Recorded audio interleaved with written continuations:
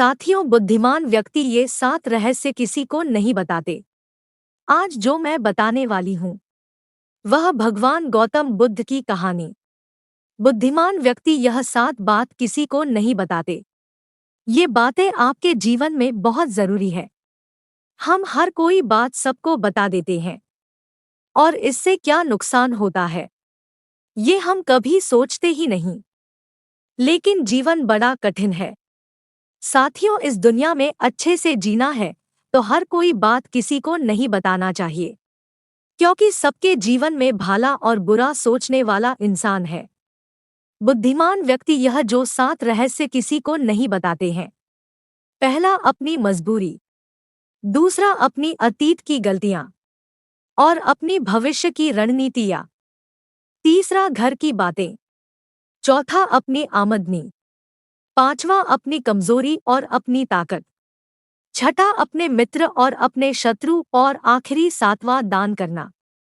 साथियों, सबके घर में कुछ ना कुछ जरूरी बातें होती रहती है, जैसे माता पिता से बातें, अपने पत्नी से बातें, अपने बच्चों से बातें, अपने भाई बहन से बातें। और घर की जो भी बातें होती है वह बात अपने परिवार, अपने घर के बीच ही रहनी चाहिए। क्योंकि घर की बात, जैसे पैसे की बात, कोई भी दुख सुख की बात, कोई झगड़े की बात, अपने ही परिवार के अंदर ही रहनी चाहिए। अगर ये सारी बात बाहर किसी को पता चलती है तो वह व्यक्ति इसका बड़ा फायदा उठा सकता है। इसलिए हमेशा घर की बातें किसी को नहीं बताना चाहिए। कौन कौन सी बातें हैं जो किसी को नहीं बताना चाहिए, तो चलिए विस्तार से इसके बारे में चर्चा करते हैं। एक बात जो लगभग सभी लोग बचपन से सुनते आ रहे हैं कि धीरे बोलो कोई सुन ना ले, ये बात हम सबको कानों में पड़ी होगी और हमारे मुंह से भी निकली होगी। लेकिन सोचने वाली बात यह है कि ये शब्द कब कब हमारे मुंह से निकलता है और कब कब हमारे कानों में पड़ता है, क्योंकि ऐसे काम ही गुप्त राज होते हैं जो हम दूसरों के कानों में नहीं पड़ना देना चाहते। अक्सर परिवार में अशांति के कारण हम खुद ही होते हैं। हम इस बात को देख पाए या ना देख पाए, पर असल में सत्य यही है, क्योंकि जाने अनजाने में मूर्खता हम खुद कर देते हैं। अपनी वो बातें हम दूसरों को बता देते हैं जो हमें कभी भी किसी को नहीं बतानी चाहिए। वही जो हमने जाने अनजाने में हम किसी दूसरे से बता देते हैं, वही हमारे दुख का कारण बन जाता है, वही हमारे झगड़े का कारण बन जाता है। और फिर बाद में हमें पछताना होता है कि मुझे ये बात किसी को नहीं बतानी चाहिए। मेरी गलती की वजह से मैं जाने अनजाने से ये बात सभी को बता दिया। इसलिए मैं आज जो भगवान बुद्ध की कहानी जो मैं आपको सुनाने वाला हूँ, उसके सुनने के बाद आपको 7 ऐसी बातें पता चलेगी जो आपको कभी किसी को नहीं बताना है। क्यों नहीं बताना है, इसके पीछे का तारक भी आपको पता चलेगा। और इन 7 बातों के अलावा अगर आपको लगता है कि कोई बात और है जो इस कहानी में छूट गई है या नहीं बताया गया, तो कमेंट करके जरूर बताना। साथियों, एक समय की बात है। एक गांव में मोहन नाम का एक लड़का रहता था। वह लड़का बहुत ही गरीब परिवार से था। कुछ पैसा नहीं था। उसके पास 2 वक्त के भोजन भी बड़ी मुश्किल से नसीब होता था। वह लड़का काम की तलाश में दिन रात खोज करने के बाद भी उसे कोई काम नहीं मिल रहा था। फिर वो लड़का अपनी पत्नी के सामने अपनी सारी परेशानी, सारी समस्या बता दी। उसने अपनी पत्नी से कहा, मैं जिस जगह भी काम मांगने के लिए जाता हूँ तो हर कोई मुझे यह कहकर काम नहीं देता है कि हमारे यहाँ कोई काम की जगह खाली नहीं है। मैं बहुत काम ढूंढा, फिर भी मुझे कोई काम नहीं मिला। मैं काम का तलाश करते करते थक चुका हूँ। मुझे समझ नहीं आ रहा है कि मैं तुम लोगों का पेट कैसे पालूं, ये परिवार कैसे चलेगा, अपने बच्चों को कैसे बड़ा करूंगा, और ये चिंता मुझे दिन रात खाए जा रही है। यह सुनकर उसकी पत्नी ने कहा, कि तुम एक आदमी के पास एक बार ही काम मांगने के लिए जाते हो और वह काम नहीं देता तो तुम दोबारा नहीं जाते हो। अगर तुम्हें उनसे कम लेना है तो तुम्हें उनसे हमदर्दी जगानी होगी। तुम्हें उनसे हमदर्दी हासिल करनी होगी, अपनी गरीबी दिखानी होगी, ताकि वो लोग तुम्हारी मजबूरी देखकर तुम्हें काम पर रख ले। इसलिए शर्म मत करो, उन्हें अपनी मजबूरी बताओ, अपनी गरीबी बताओ। इसी उपाय से तुम काम पा सकते हो। उसकी पत्नी की बात मोहन की दिमाग में बैठ गई और अगले दिन काम मांगने के लिए उसी सेठ के पास जा पहुंचा जहां पर पिछले दिन काम मांगने वहां पर गया था।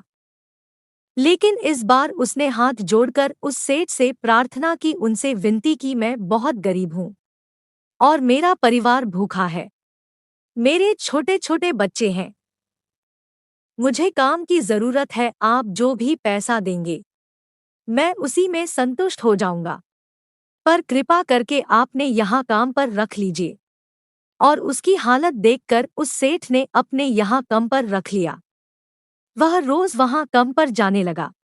अंदर ही अंदर वो तो खुश तो था कि उसे काम मिला, लेकिन उसे तनख्वाह दूसरे लोगों से कम मिलती थी। वही काम जो दूसरे लोग कर रहे थे उन्हें तनख्वाह ज्यादा मिल रही थी और मोहन को कम तनख्वाह मिल रही थी।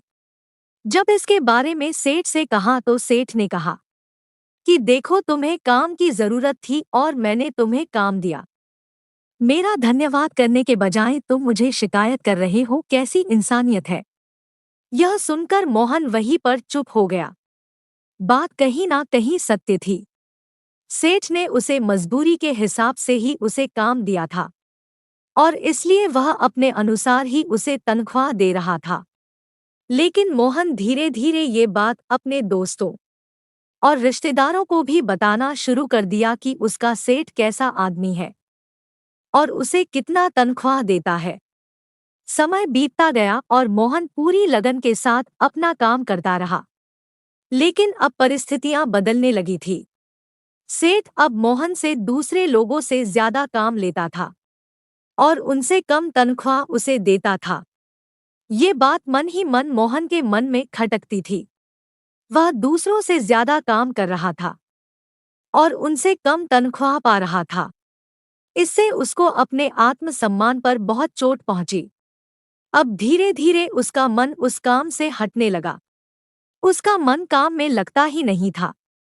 जाहिर सी बात है, ऐसी जगह किसका मन लगेगा जहां आदमी को अपने आत्मसम्मान के साथ समझौता करना पड़े। इसीलिए वह जल्द ही उस काम को छोड़ दिया और घर पर आकर खाली बैठ गया। अब उसके पास घर के खर्च चलाने के भी पैसे नहीं बचे। इसलिए वह अपने दोस्तों और अपने रिश्तेदारों से सहायता मांगना शुरू कर दिया। लेकिन उसके दोस्त और रिश्तेदार उसके सामने तो दया का पात्र समझते थे, उसे दिलासा देते थे, लेकिन उसके पीछे उसका मजाक उड़ाते थे। वह कहते थे कि कितना बेवकूफ है, सेठ ने इतना काम लिया और बेचारे को पैसा भी नहीं दिया। अब अगर हम इसको पैसा भी दे दे तो क्या ये हमारा पैसा वापस कर पाएगा? इसकी पैसे देने की हालत है, काम तो इसके पास कुछ है नहीं, पैसा कहाँ से देगा? और इसी वजह से मोहन की हालत दिन पर दिन खराब होती जा रही थी। अब वह दिन रात तनाव में रहने लगा। वही दोस्त, वही रिश्तेदार जो उसको अपने होने का दिखावा करते थे, उसे दया का पात्र समझते थे, उन्हें उसके ऊपर तरस आ रहा था। सब लोग उसे आकर ज्ञान तो बहुत देते थे, लेकिन कोई भी उसे सहायता नहीं करता था। और अक्सर ऐसा ही होता है कि ज्ञान देने वाले तो बहुत मिल जाते हैं, लेकिन मदद करने वाले और हाथ पकड़कर आगे चलने वाले कितने लोग मिलते हैं, यह तो आप भी भली भांति जानते हैं। एक दिन उसे पता चला कि बगल के गांव में एक बौद्ध भिक्षु आए हैं जो बहुत ही ज्ञानी है। मोहन इतना तनाव में था कि उसे कोई भी रास्ता नजर नहीं आ रहा था। इसलिए वह बौद्ध भिक्षु के पास जा पहुंचा वहां जाकर सीधा बौद्ध भिक्षु के पैरों पर गिरकर रोने लगता है। मोहन रोते रोते अपनी सारी परिस्थितियां बताता है। उन्हें बताता है कि किस तरह उसे सेठ ने उसका फायदा उठाया और उसके दोस्त रिश्तेदार उसके साथ कैसा व्यवहार करते हैं। सारी बात सुनकर बौद्ध भिक्षु ने उसे चुप कराते हुए बोले, ये सारी समस्याएं तुम्हारी बुद्धिहीनता, तुम्हारी मूर्खता के कारण उत्पन्न हुई है। तुम्हारे अंदर विवेक होता तो इनमें से एक भी समस्या तुम्हें दुखी नहीं कर सकती थी। लेकिन तुमने अपने अविवेकता के कारण, अपनी मूर्खता के कारण खुद ही अपने रास्ते में कांटे बिछा दिए। आज मैं तुम्हें 7 बातें बताता हूँ जो भूल कर भी किसी को मत बताना, और इन बातों का अनुसरण करते हुए तुम बाहर से मिलने वाली दुखों को दूर कर सकते हो जो बेवजह तुम्हारे अंदर पनपते हैं। पहली बात जो किसी को नहीं बताना चाहिए वो है अपनी मजबूरी का दिखावा करके दूसरों का दया का पात्र बनकर उनकी सहायता लेने की गलती कभी नहीं करना हो सकता है। आज तुम्हारी मजबूरी देखकर तुम्हारी सहायता कर दें, लेकिन कल वो तुम्हारा फायदा उठाने के लिए दोबारा नहीं सोचेंगे, और फायदा भी नहीं उठाएंगे तो दूसरों के सामने तुम्हारा मजाक बनाने में वह आदमी कभी भी दोबारा नहीं सोचेगा। इसलिए कभी भी अपनी मजबूरी का दिखावा ना करें। अगर घर में 2 रोटी है, सूखी रोटी है, तो वही रोटी खाकर सो जाओ, लेकिन दूसरों को इसके बारे में भनक तक नहीं लगनी चाहिए। जरा आप खुद सोचो, मजबूर होने का क्या कारण हो सकता है। एक इंसान या तो वो दूसरों से सहानुभूति करना चाहता है या तो उनसे कोई आर्थिक मदद चाहता है, लेकिन दोनों ही परिस्थितियों में आप देखोगे तो दूसरा आदमी आपका फायदा उठाने से दोबारा नहीं सोचता। अगर वह फायदा नहीं भी उठाएगा तो अपनी नज़र में तो आपको मूर्ख ही समझेगा, बेवकूफ समझेगा, और दूसरों के सामने आपका मजाक जरूर बनाएगा। इसीलिए अपनी मजबूरी के बारे में किसी को मत बताना। दूसरी बात जो किसी को भी नहीं बताना चाहिए वह है अपनी अतीत की गलतियां और अपनी भविष्य की रणनीति। जरा सोचो, अगर हम अपने अतीत की गलतियां किसी दूसरे को बताते हैं तो उसका क्या प्रभाव होगा। वह गलतियां तो ठीक नहीं की जा सकती, तो उन्हें बताने की क्या जरूरत है। आप अपने अंधेरे पक्ष को खुद दुनिया के सामने बता रहे हो, खुद अपनी गलतियां दूसरों के सामने बता रहे हो।